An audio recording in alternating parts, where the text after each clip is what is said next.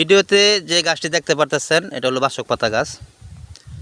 তো এই বাসক পাতা গাছ সম্পূর্ণ গাছটা একটা ঔষধি গুণে ভরপুর।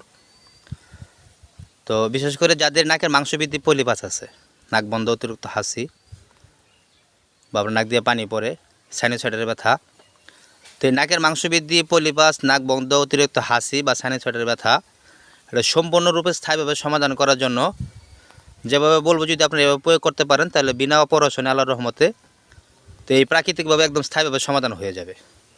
তো এটার জন্য প্রথমে নেবেন আপনারা এই বাসক পাতা, কচি বাসক পাতা নেবেন, এই কচি বাসক পাতা নেবেন এবং সাথে নেবেন তুলসী পাতা।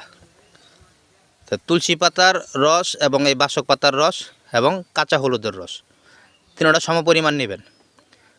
তিনটা সমপরিমাণ নিয়ে এটাকে আপনারা ভালো করে পরিষ্কার করে রস করবেন। রস করে একটা ড্রপারে বা একটা বোতলে ভরে রাখবেন। তো এই তুলসী পাতার রস এবং বাসক পাতার রস এবং সাথে কাঁচা হলুদের রস ওটা আপনারা যে ড্রপারে ভরে রাখছেন বা যে বোতলে ভরে রাখছেন, তো সেটা থেকে আপনারা একটা কটন বার দিয়ে ভিজিয়ে ভিজিয়ে নাকের ভিতরে দৈনিক 2 থেকে 3 বার করে ওয়াশ করবেন। নাকের ভিতরে দৈনিক 2 থেকে 3 বার করে ওয়াশ করার ফলে দেখবেন আস্তে আস্তে কিছুদিনের ভিতরে নাকের মাংসবৃদ্ধি, পলিপাস বা নাক বন্ধ, অতিরিক্ত হাসি এটা সম্পূর্ণ ভালো হয়ে যাবে। তো এটা আপনারা কন্টিনিউ 20 থেকে 18 দিন করবেন। আশা করি আল্লাহর রহমতে স্থায়ী সমাধান হয়ে যাবে। এটা বহু পরীক্ষিত।